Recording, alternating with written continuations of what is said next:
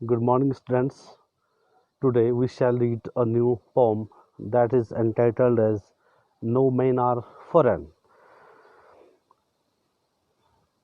इसका अर्थ ये हुआ कि कोई भी व्यक्ति विदेशी नहीं है, अर्थात कोई भी व्यक्ति दूसरे देश का नहीं है। जो देश हैं उनको मनुष्यों द्वारा बनाया गया है। अगर देखा जाए तो पृथ्वी में सभी लोग एक समान हैं और सभी वो काम करते हैं जो हम करते हैं, या जो काम वो करते हैं वो हम करते हैं, जो काम हम करते हैं वो करते हैं। अर्थात there is no difference between them and us. तो यहाँ पे जो पोइट हैं वो इस पोम में ये बताना चाहते हैं कि सभी लोग एक समान हैं। दरअसल ये जो पोम है, ये पोम लिखी गई है जब 1939 में सेकेंड वर्ल्ड वार शुरू हुआ था, यानी द्वितीय विश्व युद्ध शुरू हुआ था। तो एक देश दूसरे देश पर और कई देश एक दूसरे पर क्या कर रहे थे, आक्रमण कर रहे थे।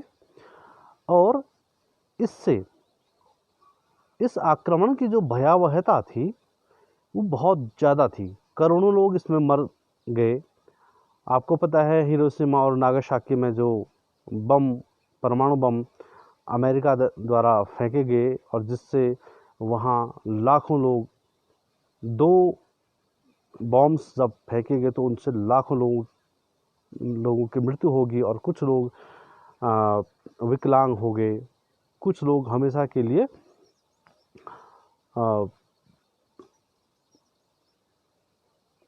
रोगी हो गए। किसी को कुछ रोग हो गया, किसी को कुछ रोग हो गया। तो कहने का अर्थ है कि द्वितीय विश्व युद्ध के जो दुष्परिणाम थे वो बहुत ज़्यादा थे। इस बात को पोइट ने समझा, देखा कि द्वितीय विश्व युद्ध के जितने दुष्परिणाम हुए, क्यों ना हम एक ऐसे विश्व राष्ट्र का निर्माण करें जो सभी को एक समान देखता हो। जब एक राष्ट्र होगा तो यहाँ किसी भी प्रकार का कोई युद्ध नहीं होगा। तो इस द्वितीय विश्व युद्ध के बैड इफ़ेक्ट्स ने उन्हें ये पोएम लिखने के लिए प्रोत्साहित किया, या यूँ कहें कि वो अगर द्वितीय विश्व युद्ध नहीं होता तो शायद संभवतया वो ऐसी पोएम्स ना लिखते। और जो इसके पोइट हैं वो हैं James किरकप। James Kirkup is not a major poet, but whatever he wrote, he wrote very beautiful poem, and this poem is also has beauties. So before starting this poem, I should recite this poem first. Remember, no men are strange, no country is foreign. Beneath all uniforms, a single boy breathes like earth. The land our brothers walk upon is earth like this in which we shall lie. They too, aware of sun and air and water, are fed by peaceful harvests, by wars long winter starved. Their hands are ours, and in their lines we reach a labor not different from our own. Remember, they have eyes like earth that wake or sleep, and strength that can be won by love. In every land is common life that all can recognize and understand. Let us remember, whenever we are told to hate our brothers, it is ourselves that we shall dispossess, betray, condemn. Remember, we who take arms against each other, it is the human earth that we defile. Our hells of fire and dust outrage the innocence of air that is everywhere our own. Remember, no men are foreign and no country is strange. Now, this is the first stanza. In this stanza, the poet requests the readers to remember one thing. What was that thing? That there is no man are strange. कि यहाँ कोई भी व्यक्ति ऐसा नहीं है जो विचित्र है, जो अनोखा है, जो विशेष प्रकार का है, जो विचित्र है, अजनबी है एक दूसरे के लिए. नो कंट्रीज फॉरेन, और कोई देश विदेश नहीं है. अर्थात यहाँ कोई देश अपने आप में अलग सा नहीं है, अर्थात पृथ्वी से दूर नहीं है. पृथ्वी में ही जितने भी देश हैं वो पृथ्वी में ही हैं. और देशों को किसने बनाया है? खुद इंसानों ने बनाया है, बाउंड्रीज खींचकर. Beneath all uniforms. अब यहाँ पे जो यूनिफॉर्म्स है उसका सामान्य जो अर्थ होता है वो होता है वेशभूषा. लेकिन यहाँ पे जो मेटाफर है, मेटाफर ये है कि यूनिफॉर्म्स का यहाँ पे सोल्जर्स, यहाँ पे सोल्जर्स है इसका अर्थ. तो बेनीथ ऑल यूनिफॉर्म्स, सभी प्रकार की वेशभूषाओं में, चाहे किसी भी देश की सेना हो, और प्रत्येक देश की सेना की अलग अलग वर्दी होती है, लेकिन उनके नीचे अ सिंगल बॉडी ब्रीथ्स, उनके नीचे या उन ड्रेसेस के अंदर एक शरीर होता है जो सांस लेता है. एक जैसा शरीर होता है जो सांस लेता है. लाइक अर्थ, हमारी तरह. The land our brothers walk upon is earth like this in which we shall lie, we all shall lie. और वह पृथ्वी जिसमें हमारे भाई चलते हैं, हम और हमारे भाई चलते हैं, टहलते हैं, घूमते हैं. इज अर्थ लाइक दिस, इसी पृथ्वी में हम और हमारे भाई मीन्स जिनको हम विदेशी कह रहे हैं, वे टहलते हैं, चलते हैं. और इसी in which we all shall lie. Lie means यहाँ पे झूठ बोलना नहीं है, लाई मीन्स लेटना भी नहीं है, लाई मीन्स होता है यहाँ पे दफनाया जाना या मर जाना. और हम सभी, चाहे हम हों चाहे विदेशी हैं, जिन्हें हम विदेशी कहते हैं वो हैं, वो एक दिन मरकर दफन हो जाएंगे. तो दफनाने के लिए वो ऐसा तो नहीं कि वो मंगल पर ले जाएंगे, सभी को इसी पृथ्वी में दफनाया जाना है. नेक्स्ट जो स्टैंजा है second. They too aware of sun and air and water are fed by peaceful harvest by war's long winter starved. वे भी, टू मीन्स भी, aware of sun, sun means यहाँ पे सूर्य, लेकिन सन का यहाँ पे धूप है. वे धूप से, हवा से और पानी से परिचित हैं, अर्थात उन्हें धूप, हवा और पानी के बारे में जानकारी है.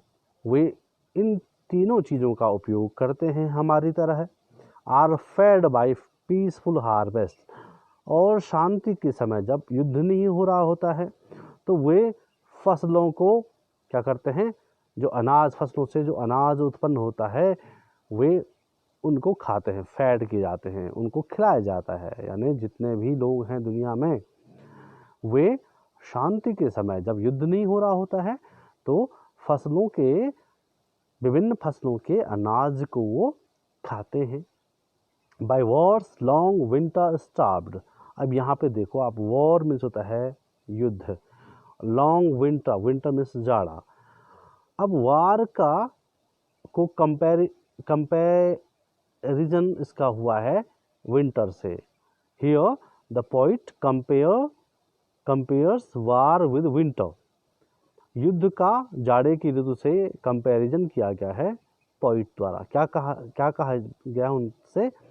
जिस तरह से युद्ध के समय और जाड़े के मौसम में लोगों के पास खाने के लिए कम रहता है और वो स्टारवेशन में अपने जीवन को गुजारते हैं, यानी भुखमरी का सामना उन्हें करना पड़ता है। देयर हैंड्स आर आर्स, उनके हाथ भी हमारी तरह के हाथ हैं। And in their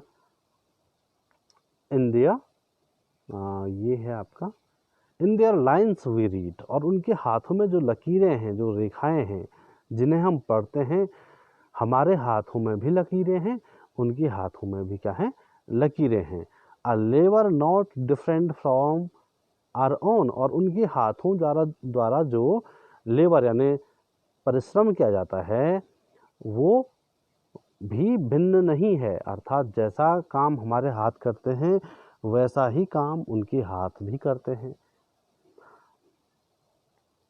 next stanza है रिमेंबर। अब यहाँ पे फिर remember they have eyes like ours that wake or sleep and strength that can be won by love। यहाँ पे फिर इस स्टेंजा में पोइट हमें यानी पाठकों को, जो पढ़ने वाले हैं, उनको कह रहे हैं कि याद करिए, दे हैव आइज, उनकी आंखें हैं, अर्थात जिनको हम विदेशी कह रहे हैं उनकी भी आंखें होती हैं, लाइक आवर्स, जैसे हमारी हैं, दैट वेक, जो जागती भी हैं, और स्लीप, सोती भी हैं। अर्थात आंखों का काम क्या होता है? जागना और सोना। जब हम जागते हैं तो हमारी आंखें खुल जाती हैं और जब हम सोते हैं तो हमारी आंखें बंद हो जाती है। तो ऐसा तो नहीं है कि हमारे देश के लोगों की आंखें जागते वक्त खुली रहती हैं और उनकी बंद रहती हैं। मतलब आंखों का जो काम हमारे इस देश में है वो उधर जो अन्य देश हैं उनमें भी जितने भी लोग हैं आंखें वही काम करती है जो हमारे देश के लोगों की आंखें करती हैं। अर्थात उनका जो काम है वो सेम है। फिर आगे है and strength that can be वोन बाय लव, और जो शक्ति होती है वो किससे जीती जा सकती है? प्यार से जीती जा सकती है। अर्थात वो कहना चाह रहे हैं कि प्यार में इतनी शक्ति होती है कि वो कितने भी बलशाली प्रहार को क्या कर सकती है? जीत सकती है। In every land is common life that all can recognise and understand, और प्रत्येक जो देश है, यहाँ पे लैंड मीन्स जमीन नहीं है, यहाँ पे देश है, प्रत्येक देश में एक सामान्य जीवन सभी द्वारा जिया जाता है। That all can recognise and understand, जो अपने जीवन को समझते हैं और उसको पहचानते हैं, सभी देशों में एक साथ जीवन जिया जाता है। अर्थात सभी लोग वैसा ही काम करते हैं जैसा अन्य लोगों के व्यक्तियों द्वारा किया जाता है। फिर चौथे स्टेंजा में क्या कह रहे हैं? Let us remember whenever we are told to hate our brothers, it is ourselves that we shall dispossess, betray, condemn. Remember we who take arms against each other। अब देखिए यहाँ पे वो कह रहे हैं कि हमें याद करना चाहिए। क्या याद करना चाहिए? Whenever we are told to hate our brothers, जब कभी हमें अपने भाइयों से नफरत करने के लिए कोई कहे तो उस समय हमें याद करना चाहिए कि इट इज़ आवर सेल्फ, यह हम ही हैं, दैट वी शैल डिस्पोजेस, यदि हम उन बहकाने वालों की बातों में आ जाएं तो दैट वी शैल डिस्पोजेस, हम क्या कर लेंगे? फिर डिस्पोजेस मीन्स होता है वंचित करना, हम वंचित करेंगे, बिट्रे धोखा देंगे, कंडेम तिरस्कार करेंगे। किसका? खुद का। हम ही हैं। यदि हम दूसरों से नफरत करते हैं तो हम यदि हम किसी से नफरत करते हैं तो हम उससे मिल नहीं सकते हैं, उससे हम अपनी बातें नहीं कह सकते हैं, हम उससे वंचित हो जाते हैं, उसको धोखा देते हैं और उसका तिरस्कार करते हैं। लेकिन करते तो हम उसके लिए हैं, लेकिन ये हमें खुद भोगना होता है। मतलब कहने का अर्थ यहाँ पे ये है, जो न्यूटन का नियम था, क्रिया प्रतिक्रिया का नियम, यदि हम किसी भी व्यक्ति को कुछ कहते हैं तो उसका जरूर कहीं ना कहीं असर होता ही होता है, उसका जवाब जरूर मिलता है। तो वो कहने का अर्थ यहाँ पे, हम अगर गलत करते हैं तो हम पहले गलत बनते हैं और उसका परिणाम हमें वैसे ही भुगतना पड़ता है। Remember we who take arms against each other. यहाँ से देखें आप, ये जो लाइन है ये इस लाइन में भी इसका अर्थ इस लाइन में पूर्ण होगा, नीचे वाली जो लाइन्स हैं। Remember we who take arms, arms means यहाँ पे इसका अर्थ है वेपन्स, यानी वेपन्स मीन्स हथियार। याद रखिए, वी हु टेक आर्म्स, जो हम हथियारों का प्रयोग करते हैं या हम हथियार उठाते हैं, अगेंस्ट ईच अदर, एक दूसरे के विरुद्ध हम हथियारों का प्रयोग करते हैं या हथियार उठाते हैं, तो इसका परिणाम क्या होगा? It is the human earth that we defile, defile means होता है दूषित करना। यह मानवीय ग्रह है जिसका नाम हम अर्थ कहते हैं या पृथ्वी कहते हैं, हम इसको ही दूषित करेंगे। अगर हम दूसरे व्यक्ति की ओर या दूसरे व्यक्ति के विरुद्ध हम हथियार उठाते हैं तो हम किसको बर्बाद कर रहे हैं, किसको दूषित कर रहे हैं? हम खुद अपनी पृथ्वी, हम खुद अपनी धरती को बर्बाद कर रहे हैं, दूषित कर रहे हैं। Our hails of fire and dust outrage the innocence of air that is everywhere. Our own remember no men are foreign and no country is strange. Hells of fire कहते हैं नरकाग्नि को, नरक की अग्नि जिसे कहते हैं। एंड डस्ट, डस्ट मीन्स धूल। और यदि हम एक दूसरे के खिलाफ हथियार उठाते हैं तो इससे न केवल हम पृथ्वी को दूषित करते हैं, अपितु हम एक तरह की नरक में जलने वाली जो अग्नि होती है, जिसको भीषण आग कहते हैं, उसको भी पैदा करते हैं। एंड डस्ट आउटरेज, और जो धूल होती है इससे हम धूल भी उठाते हैं। आउटरेज द इनोसेंस, और जो निर्दोष लोग होते हैं, इनोसेंस में होता है निर्दोष, जो निर्दोष लोग होते हैं, हम अपने अभिमान की संतुष्ट करने के लिए निर्दोष लोगों की क्या कर लेते हैं, हत्या कर लेते हैं, उनको उनका जीना हराम कर देते हैं। Of air that is everywhere our own, और जो हवा होती है जो कि सर्वव्यापक है, अर्थात जो सर्वत्र होती है, उसको भी हम क्या करते हैं, दूषित करते हैं। तो हम किन किन चीज़ों को, एक तो पृथ्वी को दूषित करते हैं, दूसरा हम उन लोगों को परेशान या उन लोगों की हत्या कर देते हैं जो कि निर्दोष होते हैं, और हम सर्वत्र व्याप्त जो हवा जिसको हम सांस के रूप में लेते हैं उसको हम दूषित कर देते हैं। Remember no man are foreign and no countries strange, याद रखिए कि कोई भी व्यक्ति विदेशी नहीं है और कोई भी देश विचित्र नहीं है, अर्थात सारे देश इसी पृथ्वी में ही हैं। पृथ्वी में जो देश बनाए गए वो हम लोगों ने बनाए हैं अपने संकुचित मानसिकता के चलते। तो आशा है आप लोग इसको समझ गए होंगे, क्योंकि जो ये पोम है ये दो मीनिंग इसमें और पोएम्स की तरह है। It has not two meanings, it has only one meaning, that is its simple meaning, and I have explained its simple meaning to you. I hope that you have understood it.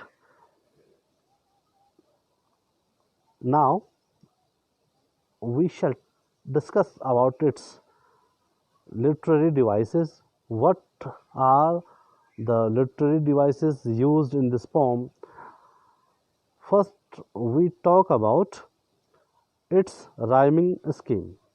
What is its rhyming scheme? तो ये जो pome है उसमें किसी भी प्रकार की कोई राइमिंग स्कीम नहीं है। एक स्टेंजा को हम उदाहरण के रूप में लेते हैं। देखिए आप, राइमिंग स्कीम क्या होता है? स्टेंजा, ये एक स्टेंजा ये है, एक ये है, एक ये है, तो इनके जो अंतिम शब्द होते हैं, यदि उनकी लय या उनका जो उच्चारण है वो अगली लाइन या उसके तीसरी या चौथी किसी भी लाइन से अगर मैच होता है, उसकी लय एक समान आती है। राइमिंग वर्ड किसे कहते हैं? जैसे काव हो गया, बाव हो गया, या टेल हो गया, सेल हो गया, टेल का सेल हो गया, बेल हो गया, वेल हो गया, इस तरह से। तो यहाँ पे फॉरेन का जो है वो कहीं ब्रीथ्स है, इसका अलग है, अपॉन का अलग है, लाई का अलग है। तो यहाँ पे एक शब्द किसी से भी नहीं मिल रहा है, तो इसको हम कहते हैं कि ये जो पोम है वो लिखी गई है फ्री वर्स में। Free verse, VERSE, verse. Free verse इसको कहते हैं हिंदी में मुक्त छंद, अर्थात इसमें कोई भी किसी भी प्रकार की कोई लय नहीं है। तो ये this poem is written in free verse by the poet. तो राइमिंग स्कीम तो यहाँ पे कुछ है नहीं। आप देखते हैं दूसरा क्या है? इसमें जो फिगर्स ऑफ स्पीच है, अलंकार हो, क्या क्या इसमें यूज किए गए हैं।